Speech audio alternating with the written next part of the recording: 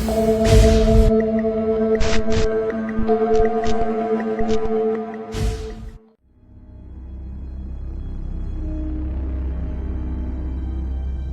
melangkahkan kakinya memasuki sebuah warung bebek goreng yang terletak di pinggiran kota. Warung itu tampak sederhana, dengan dinding kayu yang memudar dan lampu kuning temaram yang menggantung di langit-langit. Namun, kesederhanaan itu tak menghalangi warung ini untuk selalu dipenuhi pelanggan. Hari itu menjadi hari yang istimewa bagi Akbar, karena ia memulai pekerjaan pertamanya di tempat ini.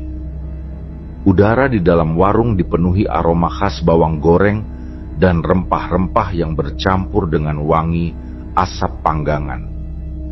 Bau tersebut begitu menggoda hingga membuat siapapun yang lewat ingin berhenti dan menikmati masakan di sana. Pak Amir, pemilik warung bebek goreng, menyambut Akbar dengan senyum yang ramah namun penuh wibawa. "Selamat datang," ujarnya dengan nada yang hangat. "Tugasmu di sini cukup sederhana. Kamu akan membersihkan dapur, melayani pelanggan, dan yang paling penting, menutup warung setiap malam. Mengerti?" Akbar mengangguk patuh, menyadari tanggung jawab yang kini ada di pundaknya. Pak Amir menepuk bahu Akbar sejenak sebelum melangkah pergi, meninggalkan Akbar yang mulai mempersiapkan diri menghadapi hari barunya. Hari pertama Akbar berjalan dengan lancar. Para pelanggan datang bergantian, memenuhi setiap sudut warung. Mereka menikmati hidangan bebek goreng dan bebek bakar sambal bawang yang menjadi menu andalan di sini. Meski lokasinya berada di jalan kecil yang terpencil dan minim penerangan, warung ini selalu ramai pengunjung. Akbar tak habis pikir bagaimana warung sederhana seperti ini bisa begitu populer, tetapi ia tak bisa menyangkal bahwa rasanya memang luar biasa. Saat malam mulai larut, pelanggan terakhir meninggalkan warung, menyisakan kesunyian. Ratna, salah satu karyawan senior, menghampiri Akbar sambil mengenakan tas selempangnya. "Bar, aku duluan ya. Kamu yang tutup, jangan lupa kunci semua pintu," katanya dengan nada terburu-buru sambil menghindari kontak mata. Akbar mengangguk meskipun merasa sedikit heran dengan sikap Ratna yang terlihat agak gugup. Ia tetap melanjutkan pekerjaannya, membereskan meja-meja dan memastikan warung dalam keadaan bersih sebelum ditutup. Setelah semua selesai, Akbar berjalan menuju pintu belakang untuk memastikan kunci terakhir telah terpasang. Namun, saat matanya mengarah ke sudut halaman belakang, ia terhenti. Di bawah bayangan pohon pisang yang rindang, ia melihat sesuatu. Sosok putih itu berdiri kaku, menyerupai pocong.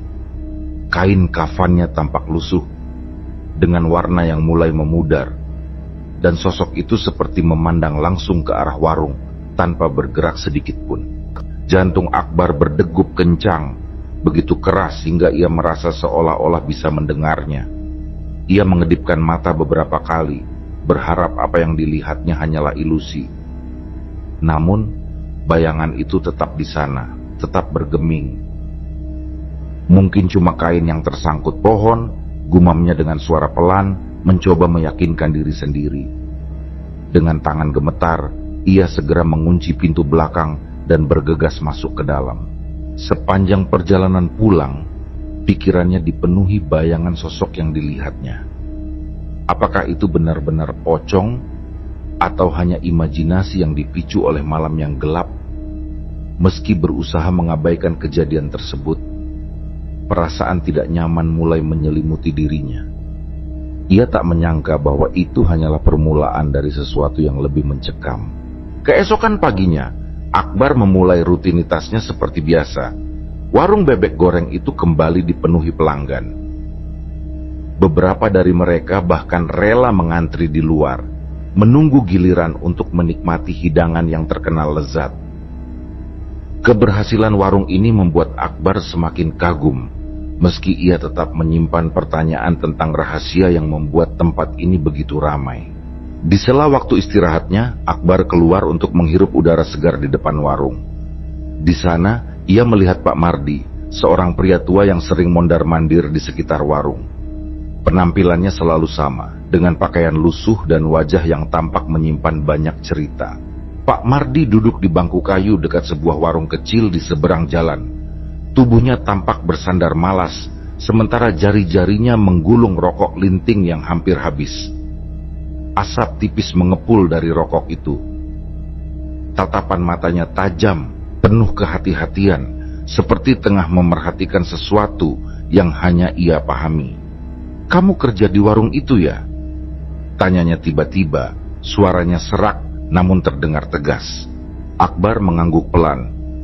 "Iya Pak, baru mulai kemarin," jawabnya mencoba ramah. Ia tidak menyangka lelaki tua itu akan berbicara dengannya. Pak Mardi menarik napas dalam-dalam, menghisap rokoknya hingga api di ujungnya membara terang. Setelah mengembuskan asapnya, ia berkata dengan nada rendah, "Hati-hati, tempat itu ada sesuatu yang enggak beres." Kening Akbar berkerut mendengar peringatan tersebut. "Maksudnya Pak?" tanyanya, merasa penasaran sekaligus tidak nyaman. Pak Mardi mendekatkan tubuhnya sedikit. Suaranya berubah menjadi bisikan nyaris tak terdengar. "Kamu nggak tahu ya? Orang-orang di sini bilang pemilik warung bebek goreng itu pakai pesugihan." Darah Akbar seakan berhenti mengalir.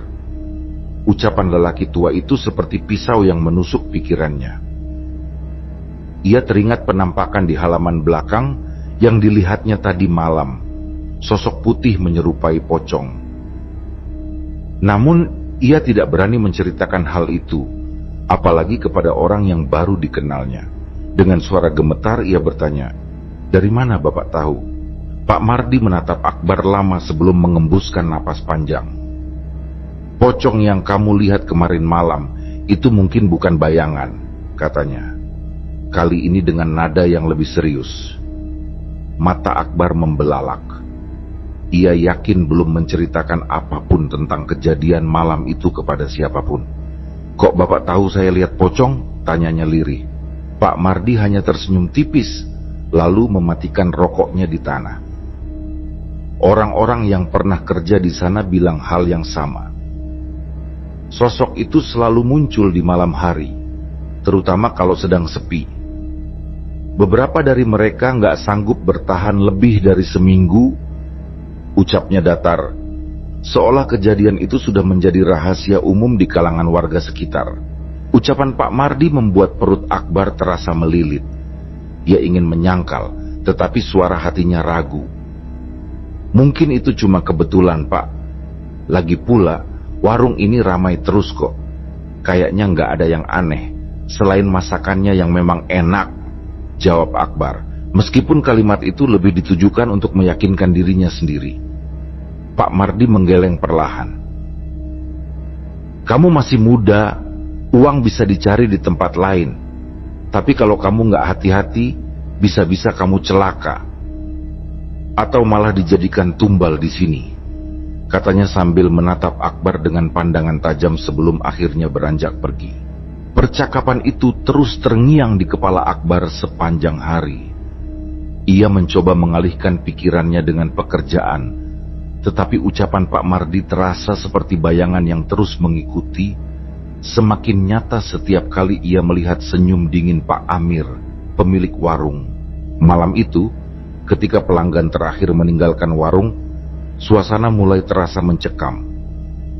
Akbar berdiri di dapur, memandang halaman belakang yang gelap dari balik jendela kecil. Pohon pisang di sudut halaman terlihat samar-samar diterangi cahaya bulan. Hatinya merasa seolah ada sesuatu yang sedang mengintipnya dari balik daun-daun yang lebat. Meski diliputi ketakutan, Akbar tetap memutuskan untuk bekerja. Ia butuh uang untuk membantu keluarganya di kampung, dan mencari pekerjaan baru bukanlah hal yang mudah. Namun, di balik tekadnya itu, ada pertanyaan yang terus menghantuinya. Berapa lama ia bisa bertahan di warung ini sebelum sesuatu yang buruk benar-benar terjadi? Malam semakin larut, warung menjadi sunyi, hanya ditemani suara jangkrik dari halaman belakang. Setelah memastikan semua pintu terkunci, Akbar duduk di kursi dekat dapur, menyeka keringat di dahinya. Tubuhnya lelah setelah seharian sibuk melayani pelanggan, tetapi pikirannya jauh lebih lelah memikirkan percakapannya dengan Pak Mardi dan penampakan aneh yang ia lihat beberapa malam terakhir. Saat ia bangkit untuk berkeliling memastikan semua sudut warung rapi, langkahnya terhenti di depan jendela dapur. Pandangannya tertuju ke halaman belakang. Di bawah pohon pisang yang sama, sosok putih itu muncul lagi. Kali ini, penampakan itu jauh lebih jelas. Tubuh Akbar membeku, keringat dingin mengalir di pelipisnya. Jantungnya berdebar begitu kencang hingga ia merasa sulit bernapas. Kali ini, ia yakin. Sosok itu bukan sekadar bayangan. Sosok itu berdiri kaku di bawah bayangan pohon pisang. Tinggi tubuhnya menjulang, terbungkus kain kafan lusuh yang tampak berlumuran tanah basah. Wajahnya pucat seperti mayat yang sudah lama terkubur, dengan mata hitam kosong yang seperti menatap langsung ke arah Akbar. Pandangan itu dingin, membuat tulang punggungnya terasa beku. Akbar mencoba memaksakan dirinya berpikir logis. Itu cuma bayangan, gumamnya, meski suaranya terdengar gemetar, hampir seperti bisikan. Namun, detik berikutnya, sesuatu terjadi. Darah Akbar terasa berhenti mengalir saat sosok itu mulai bergerak. Pocong itu tidak lagi berdiri diam seperti sebelumnya. Kali ini, ia melompat maju, mendekati warung dengan gerakan tersentak-sentak yang tidak wajar. "Astaga!" seru Akbar dengan napas memburu. Ia mundur beberapa langkah, hampir menjatuhkan piring-piring di meja dapur. Tubuhnya terasa berat, kakinya seperti terikat, namun ketakutannya memaksanya untuk berlari. Dengan langkah terburu-buru, ia meninggalkan dapur, masuk ke ruang utama, lalu menutup pintu belakang dengan keras. Tangannya gemetar saat memutar kunci pintu. Nafasnya terengah-engah, dadanya naik turun seperti orang yang baru saja dikejar. Namun, yang lebih parah adalah ingatan itu. Pocong itu bergerak, mendekat. Bayangan mengerikan itu terus menari-nari di pikirannya, membuatnya semakin gelisah. Tanpa membuang waktu, Akbar memutuskan menemui Pak Amir yang masih duduk di ruang kasir. Saat ia menceritakan kejadian tersebut, wajah Pak Amir tetap datar. Tidak ada tanda-tanda keterkejutan atau rasa takut. Matanya menatap Akbar dengan tajam, namun kosong, seperti seseorang yang sedang menyembunyikan sesuatu. "Apa yang kamu lihat, Akbar?" Tanyanya dengan nada tenang, hampir terlalu tenang untuk situasi seperti ini. Akbar menelan ludah, mencoba menenangkan dirinya. "Pak, saya benar-benar melihat pocong di halaman belakang," katanya dengan suara gemetar. "Dan kali ini, dia bergerak mendekat, Pak." Pak Amir hanya tersenyum kecil, senyum yang terasa dingin dan aneh. "Ah, mungkin kamu terlalu lelah. Kadang mata kita suka menipu kalau sudah capek," jawabnya ringan, seolah apa yang baru saja Akbar alami tidaklah penting. "Tapi Pak," Akbar bersikeras, "ini sudah 2 kali terjadi. Saya benar-benar melihatnya. Kenapa cuma saya yang mengalaminya?" Pak Amir menatapnya lebih tajam, namun senyumnya tetap tidak hilang dari wajahnya. "Kamu terlalu banyak berpikir, Akbar. Fokus saja bekerja. Yang penting warung ini tetap ramai, bukan?" Ucapnya dengan nada yang lebih tegas. Jawaban itu membuat Akbar bungkam. Ada sesuatu yang ganjil pada Pak Amir. Tatapan dinginnya, senyum misteriusnya, dan sikapnya yang seolah tidak terganggu sedikit pun oleh kejadian itu. Seolah-olah pria itu tahu lebih banyak daripada yang ia ungkapkan. Malam semakin larut dan Akbar berjalan pulang dengan langkah cepat. Jalanan yang gelap dan sunyi terasa lebih mencekam dari biasanya. Bayangan pocong yang melompat mendekatinya terus menghantui pikirannya. Dalam hati ia bertanya-tanya, apa yang sebenarnya terjadi di warung itu? Dan mengapa Pak Amir tampak begitu tidak peduli dengan teror ini? Akbar merasa semakin terjebak di tempat yang salah, namun ia tidak tahu bagaimana cara keluar dari situasi ini. Keesokan harinya, suasana di warung terasa lebih berat dari biasanya. Entah kenapa, Akbar merasa ada sesuatu yang terus mengawasinya. Ia mencoba mengabaikan perasaan itu, fokus pada pekerjaannya, tetapi semakin lama, rasa tidak nyaman itu semakin menguasai dirinya. Setelah jam operasional selesai dan pelanggan terakhir pergi, Akbar memutuskan untuk memberanikan diri memeriksa halaman belakang, tempat di mana pocong sering terlihat. Di sana, di bawah pohon pisang yang sama, Akbar memperhatikan sesuatu yang sebelumnya tidak pernah ia perhatikan. Sebuah sudut dekat pohon tampak aneh. Tanahnya sedikit tergali, dan dari balik gundukan tanah itu mencuat sepotong kain putih yang kusam. Akbar mendekat dengan hati-hati, langkahnya perlahan, sementara bau anyir yang menusuk mulai tercium. Bau itu semakin kuat saat ia mendekat, membuat perutnya terasa mual. Dengan tangan gemetar, Akbar mulai menggali tanah yang tampak tergali di bawah pohon pisang. Setiap gerakan jarinya menyentuh tanah yang lembab dan berbau, tubuhnya semakin diliputi rasa takut. Setelah beberapa saat, sesuatu yang mencengangkan muncul dari balik gundukan itu, secarik kain kafan yang sudah usang. Kain itu penuh lumpur, bercampur dengan bau amis aneh yang menyengat. Namun itu belum semuanya. Tak jauh dari kain kafan tersebut, ia melihat sesajen.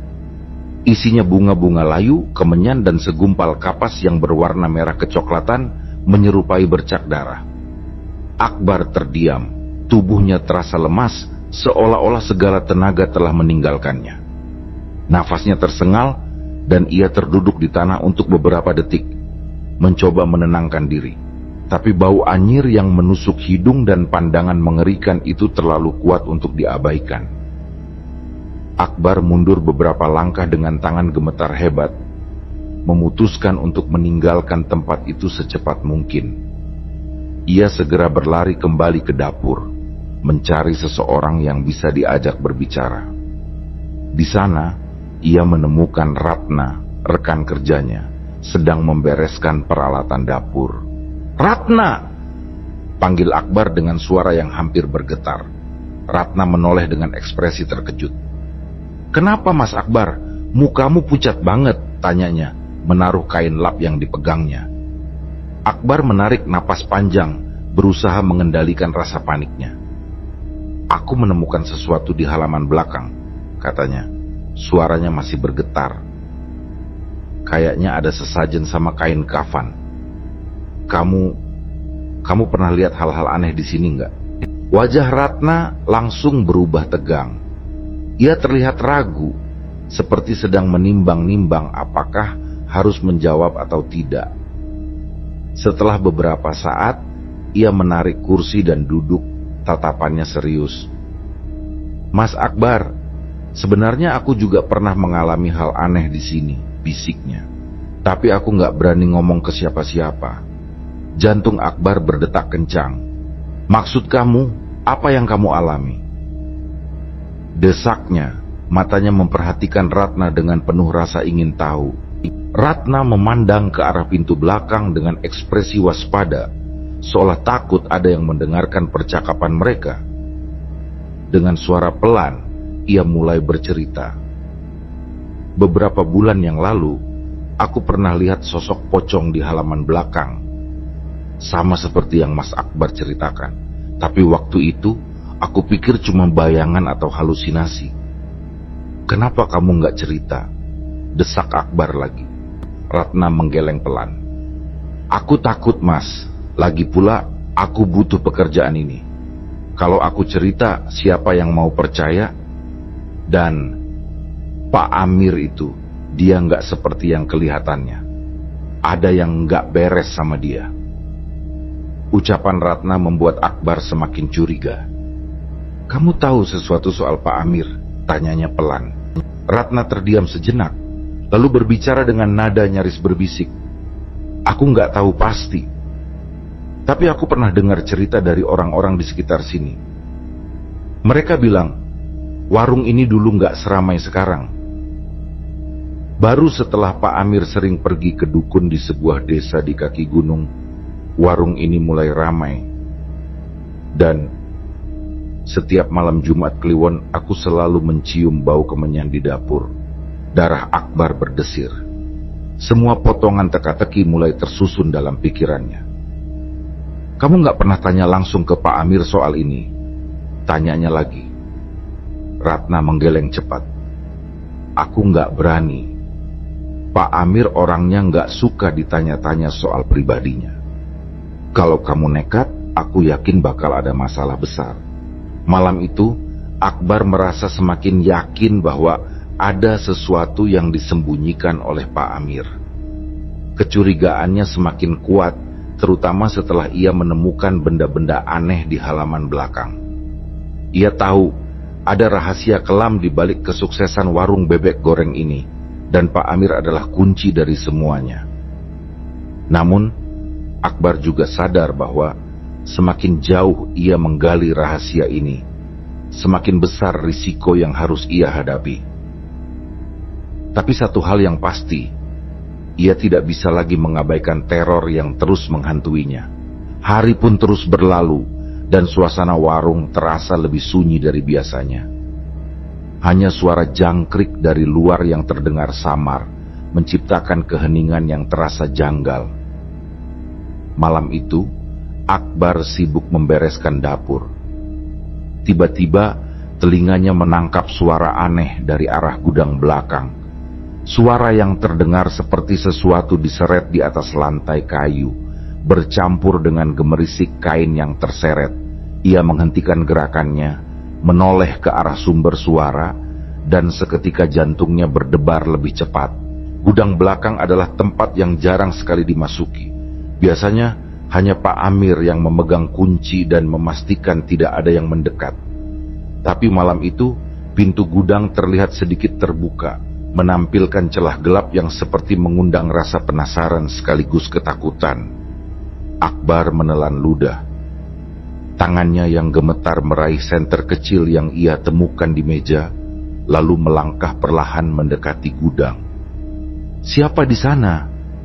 tanyanya pelan, hampir seperti bisikan. Namun, tak ada jawaban. Dengan nafas tertahan, ia mendorong pintu gudang hingga terbuka sepenuhnya. Bau tidak enak dan amis langsung menyergap hidungnya, membuat Akbar terbatuk dan nyaris muntah. Ia menyorotkan senter ke dalam gudang. Apa yang dilihatnya membuat tubuhnya membeku. Di sudut gudang, ada tumpukan kain putih yang tampak seperti kain kafan. Sebagian kain itu berlumuran darah kering bercampur noda hitam yang tidak dikenali. Di sampingnya, ada sebuah benda yang menyerupai pocong, tergeletak dengan posisi yang menyeramkan. Boneka jerami itu memiliki kepala yang miring, seolah sedang menatap langsung ke arahnya. "Astaga, apa-apaan ini?" bisiknya dengan suara gemetar. Akbar mundur selangkah, kakinya terasa lemas, namun rasa penasaran yang bercampur takut memaksanya mendekat. Ia berjongkok, mencoba memastikan apakah matanya tidak menipu. Dengan tangan gemetar, ia menyentuh boneka itu. Rasanya kasar, tetapi ada sesuatu yang aneh. Seolah-olah boneka itu menyimpan energi yang tidak terlihat. Bulu kuduk Akbar meremang. Ia segera menarik tangannya kembali. Perasaan tidak nyaman merasuki tubuhnya. Ketika ia berbalik untuk meninggalkan gudang, tubuhnya kembali membeku. Di pintu gudang, Pak Amir berdiri dengan tatapan tajam yang menusuk seperti pisau. Dalam gelap, wajahnya terlihat dingin dan tidak menunjukkan emosi. Ia hanya berdiri di sana, diam, memandangi Akbar yang membeku di tempatnya. "Pak Amir, saya cuma dengar suara aneh di sini, Pak," kata Akbar, suaranya gemetar dan putus-putus. Ia mencoba menjelaskan, tetapi kalimatnya terasa tersangkut di tenggorokan. Pak Amir melangkah masuk ke dalam gudang dengan perlahan. Suaranya rendah, hampir seperti bisikan, tetapi nadanya penuh kemarahan. "Kamu nggak seharusnya ada di sini, Akbar." Akbar mundur perlahan, mencoba menjaga jarak. "Saya nggak sengaja masuk, Pak. Saya akan keluar sekarang," katanya dengan tergagap. Tetapi langkah Pak Amir semakin mendekat, membuatnya semakin terpojok ke sudut gudang. Tatapan Pak Amir begitu dingin, lebih dari sekadar kemarahan. Di balik matanya, Akbar merasa seperti sedang dihakimi oleh sesuatu yang lebih besar, lebih menyeramkan daripada sekadar manusia. Pak Amir berbicara lagi, kali ini dengan nada yang lebih mengancam. "Yang ada di sini bukan urusanmu. Jangan pernah masuk lagi. Dan jangan pernah bicara tentang apa yang kamu lihat." Dengan tergesa-gesa, Akbar mengangguk. "Baik, Pak. Saya janji tidak akan cerita ke siapapun," katanya, suaranya hampir berbisik. Pak Amir menatapnya dalam-dalam, lama sekali. Detik-detik itu terasa seperti seumur hidup bagi Akbar. Lalu, tanpa sepatah kata lagi, Pak Amir berbalik. Akbar memanfaatkan kesempatan itu untuk melarikan diri. Ia berlari keluar dari gudang dengan napas tersengal, jantungnya berdegup kencang seolah ingin meledak. Ketika Akbar kembali ke dapur, tubuhnya basah oleh keringat dingin. Napasnya masih terengah-engah dan jantungnya berdegup kencang seperti genderang perang. Pikirannya penuh dengan pertanyaan-pertanyaan yang tak kunjung terjawab. Apa yang sebenarnya terjadi di warung ini? Apa hubungan Pak Amir dengan semua hal aneh yang ia temukan? Malam itu, Akbar menyadari satu hal. Ia sudah melangkah terlalu jauh. Apapun rahasia kelam yang disembunyikan Pak Amir, ia tahu keluar dari warung ini tidak akan semudah yang ia bayangkan. Suasana warung malam itu terasa berbeda, lengang. Hanya ada Akbar dan Pak Amir yang masih berada di dalam. Mereka menunggu waktu tutup, membereskan beberapa barang sebelum menutup warung. Namun, keheningan malam ini terasa jauh lebih menekan daripada biasanya. Udara di sekitar seperti berat, menekan dada Akbar hingga sulit bernapas. "Akbar," suara Pak Amir memanggilnya dari ruang belakang. Nada suaranya datar, tapi dingin, cukup untuk membuat Akbar menelan ludah sebelum menjawab. "Iya, Pak," sahutnya, suaranya bergetar. Dengan ragu, ia melangkah masuk ke ruang belakang, mendapati Pak Amir duduk di kursi rotan tua. Sebatang rokok menyala di tangannya, asap tipisnya melingkar di udara. "Duduk," perintah Pak Amir sambil menunjuk kursi di depannya. Akbar menurut tanpa bicara, jantungnya berdegup semakin kencang, tangannya gemetar tanpa sebab. Ruangan itu terasa penuh oleh aura yang berat, seolah ada sesuatu yang tidak terlihat namun jelas mengawasi mereka. Akbar tidak bisa menghilangkan perasaan bahwa ia sedang masuk ke dalam bahaya yang lebih besar dari sebelumnya. Pak Amir menghela napas panjang sebelum memulai pembicaraan. "Kamu sudah beberapa minggu kerja di sini. Kamu anak yang rajin. Tapi ada satu hal yang perlu kamu tahu." Akbar menatap Pak Amir dengan bingung, mencoba membaca maksud di balik kata-katanya. "Apa maksud Bapak?" tanyanya hati-hati. Pak Amir mengembuskan asap rokoknya perlahan, lalu memandang Akbar dengan tatapan tajam. "Kamu sudah lihat sesuatu di warung ini?" ucapnya dingin. "Yang ada di gudang, penampakan itu, suara-suara aneh di belakang, semua itu." Tubuh Akbar menegang mendengar kata-kata itu. Ia mencoba menyangkal, tetapi lidahnya terasa keluh.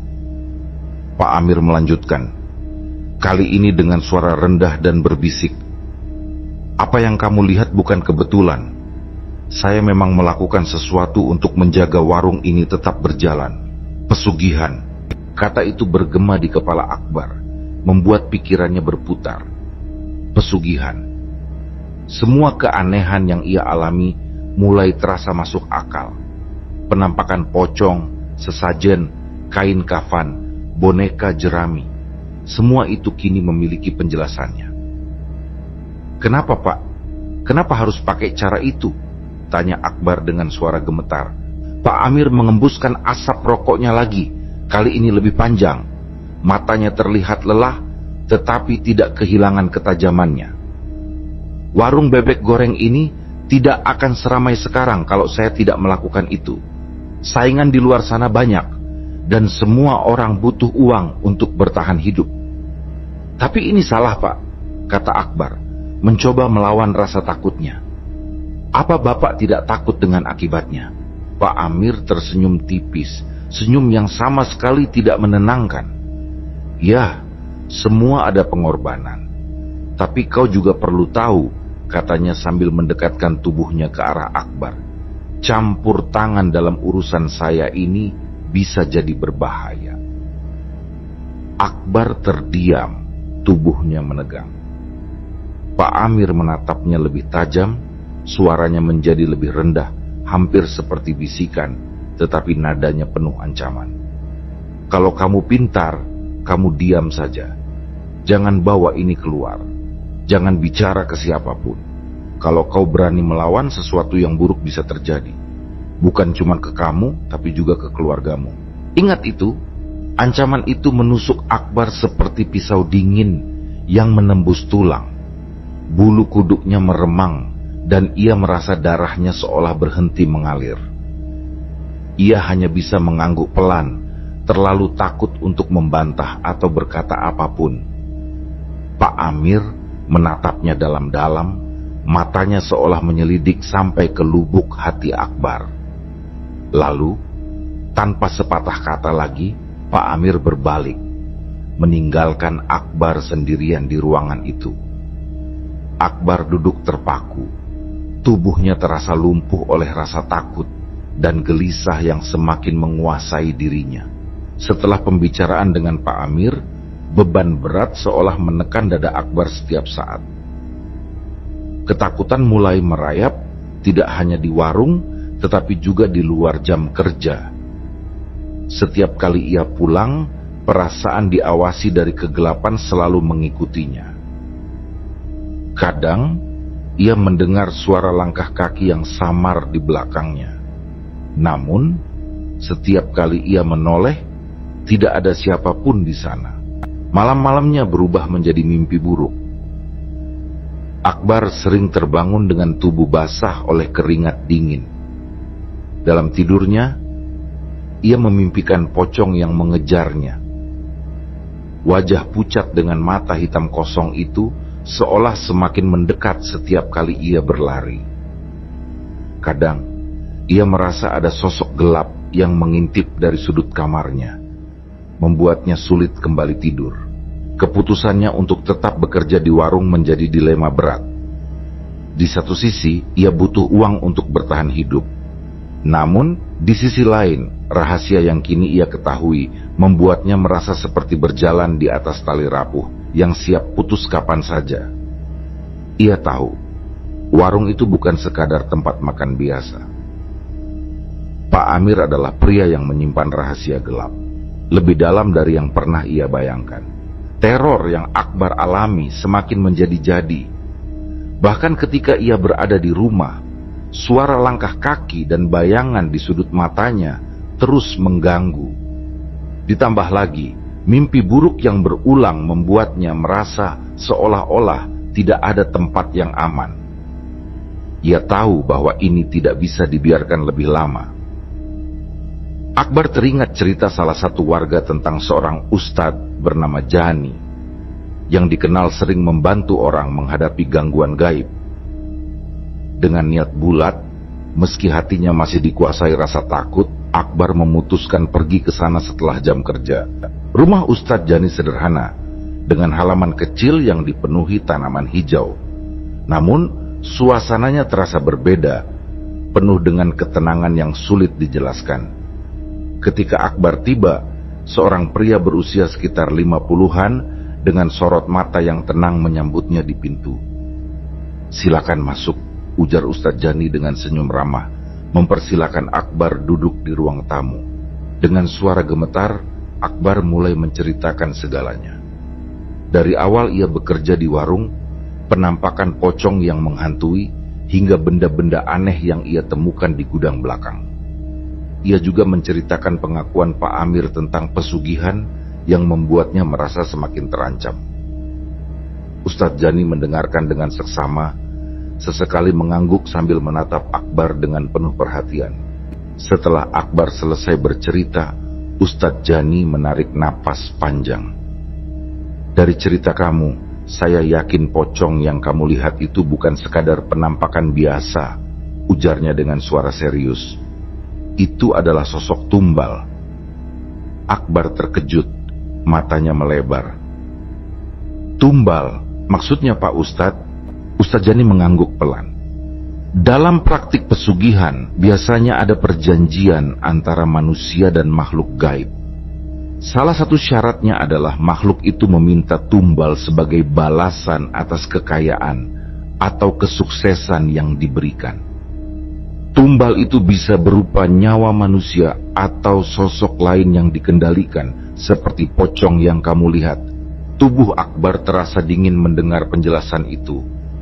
Segalanya kini terasa lebih nyata dan menyeramkan. "Jadi pocong itu dikendalikan oleh Pak Amir?" tanyanya, suaranya hampir berbisik. "Betul," jawab Ustadz Jani. "Makhluk gaib itu tidak hanya menakut-nakuti, tetapi juga menjadi pelindung pesugihan.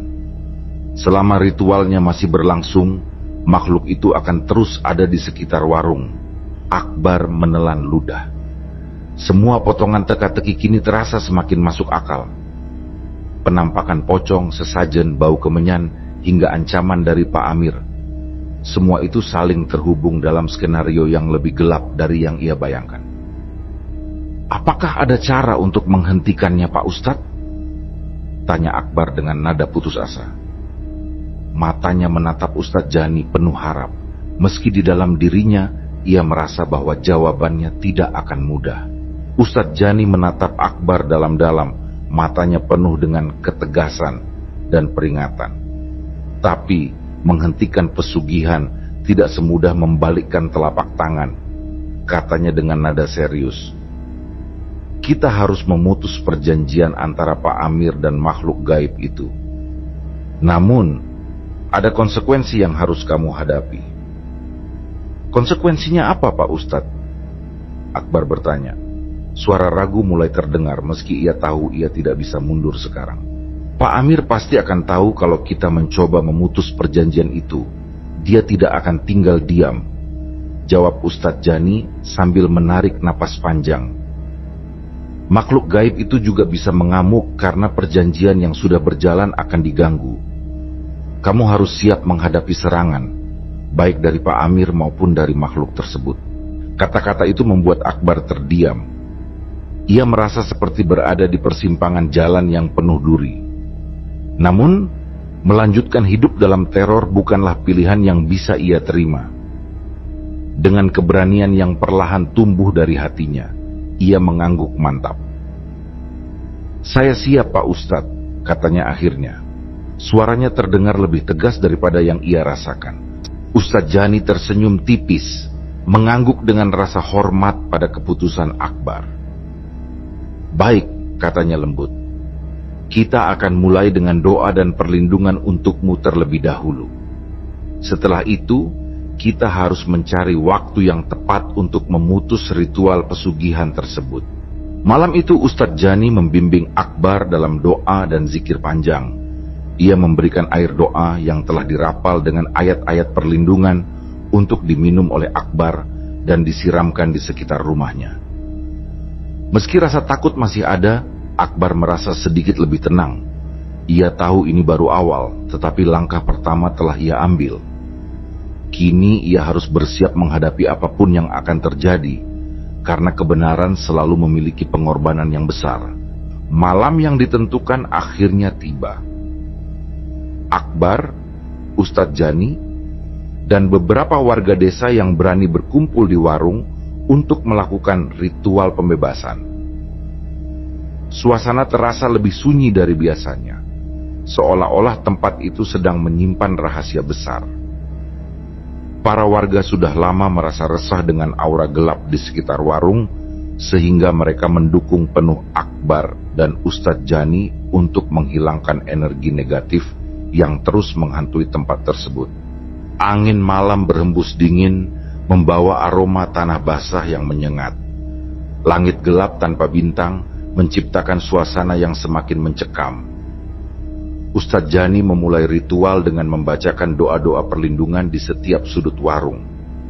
Ia menyiramkan air doa di atas lantai, meja-meja, hingga ke halaman belakang tempat Akbar sering melihat penampakan pocong.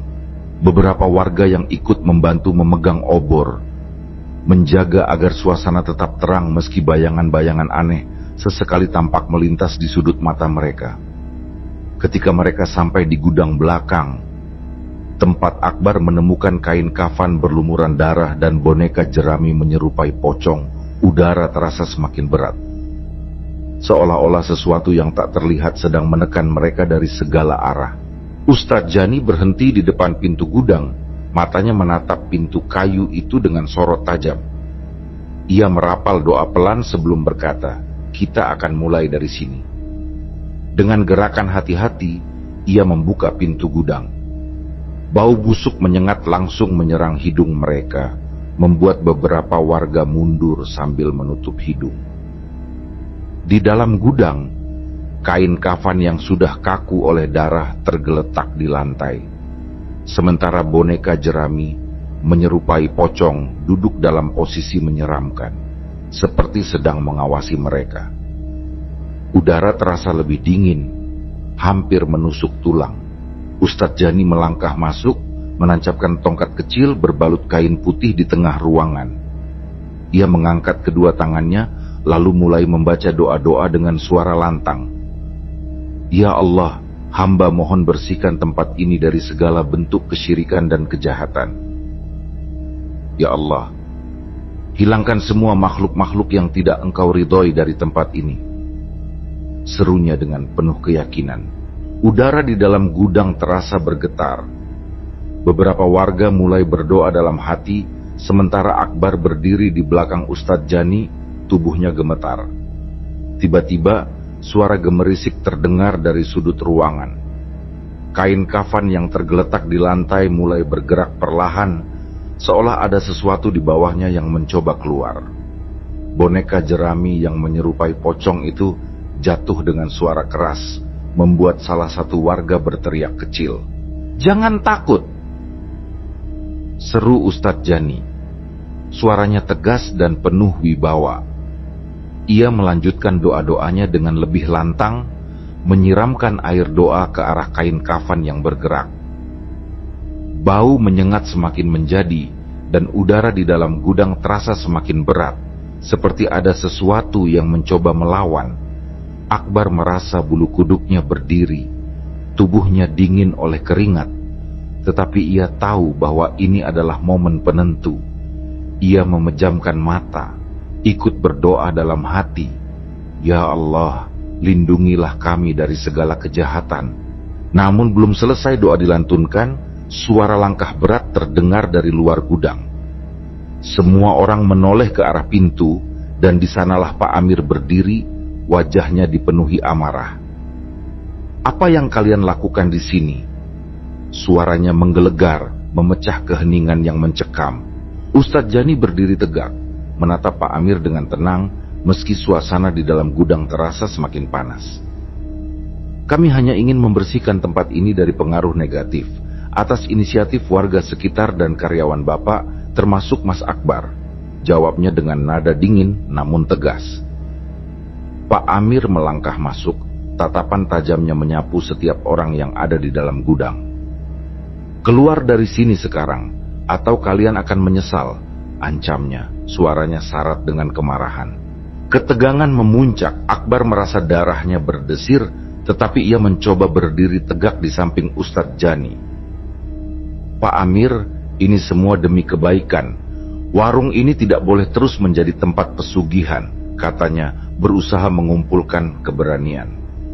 Pak Amir mendengus, kemudian mengeluarkan sesuatu dari kantongnya, sebuah kantong kain kecil yang tampak usang dan kumal. Ia membukanya dan mengayunkannya ke arah mereka.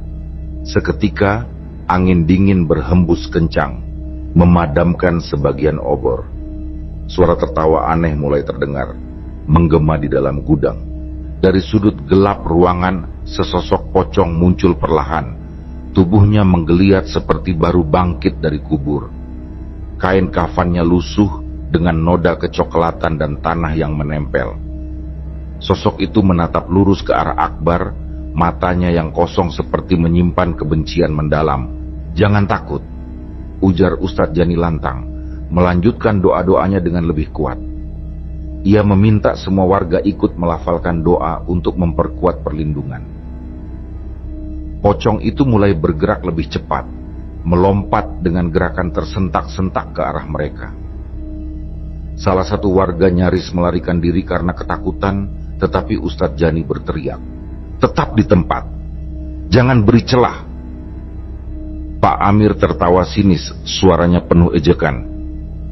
"Kalian pikir doa-doa itu bisa menghentikan apa yang sudah menjadi milikku?" katanya, matanya penuh dengan kebanggaan yang salah tempat. Namun Ustadz Jani tidak terpengaruh. Ia tetap melanjutkan doanya dengan keyakinan penuh.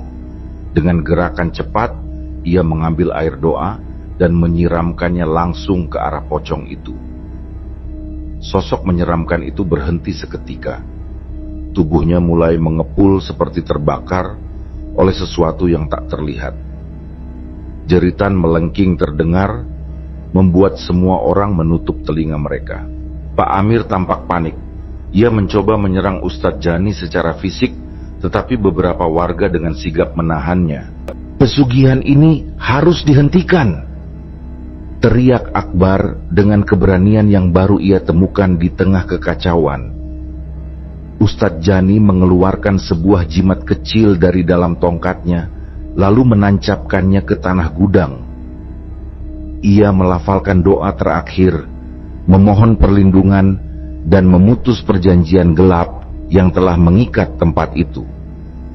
Pocong itu mengeluarkan jeritan terakhir. Tubuhnya memudar menjadi kepulan asap hitam hingga akhirnya lenyap. Pak Amir berlutut di lantai, wajahnya berubah ketakutan dan penuh penyesalan. "Kamu sudah bermain-main dengan sesuatu yang tidak seharusnya, Pak Amir," ujar Ustadz Jani dengan nada tegas. "Ini adalah akibat dari perjanjianmu." Pak Amir tidak menjawab. Ia hanya menangis dan meratap, suaranya parau, tubuhnya gemetar. Aura gelap yang selama ini menyelimuti warung itu perlahan-lahan menghilang. Suasana menjadi hening, seolah-olah tempat itu telah terbebaskan dari belenggu yang tak terlihat. Keesokan paginya, warung bebek goreng yang dulunya ramai kini tampak sunyi. Tak ada lagi hiruk pikuk pelanggan yang biasa memenuhi tempat itu. Meja-meja kosong, suasana yang dulu hidup berubah menjadi diam dan dingin. Seolah-olah warung itu kehilangan jiwanya setelah ritual pembebasan yang dilakukan Ustadz Jani dan warga. Pocong yang selama ini menjadi teror bagi Akbar telah lenyap, bersama dengan aura gelap yang selama ini menyelimuti tempat itu. Namun, perubahan ini datang dengan harga yang mahal. Pak Amir, pemilik warung bebek goreng yang selama ini menggunakan pesugihan untuk menjaga kesuksesannya, kini tampak hancur. Ia kehilangan kendali atas kekuatan gaib yang sebelumnya memberinya kekayaan. Beberapa hari setelah ritual, warga mengatakan bahwa Pak Amir terlihat linglung, berjalan tanpa arah di sekitar desa sebelum akhirnya menghilang tanpa jejak. Akbar berdiri di kejauhan, menatap warung bebek goreng untuk terakhir kalinya. Tempat itu yang pernah menjadi saksi ketakutannya kini hanya menyisakan kenangan suram. Dengan langkah berat, ia memutuskan untuk pergi meninggalkan kota, berharap bisa memulai hidup baru tanpa bayangan masa lalu yang gelap. Demikianlah kisah yang kami bawakan ini. Meskipun ini hanya kisah fiksi, semoga kisah ini dapat menghibur teman-teman semua dan diharapkan cerita ini bisa bermanfaat. Baiklah, terima kasih untuk teman-teman yang telah mendengarkan cerita ini dan juga yang telah mendukung channel ini. Semoga kebaikan yang dilakukan teman-teman dibalas oleh Allah Subhanahu wa Ta'ala dengan hal-hal yang lebih baik dan lebih bermanfaat dalam kehidupan. Saya mohon maaf apabila ada kesalahan dalam perkataan ataupun pengucapan dalam menceritakan kisah ini. Sampai jumpa lagi di kisah kami berikutnya. Semoga sehat dan sukses selalu untuk kita semua.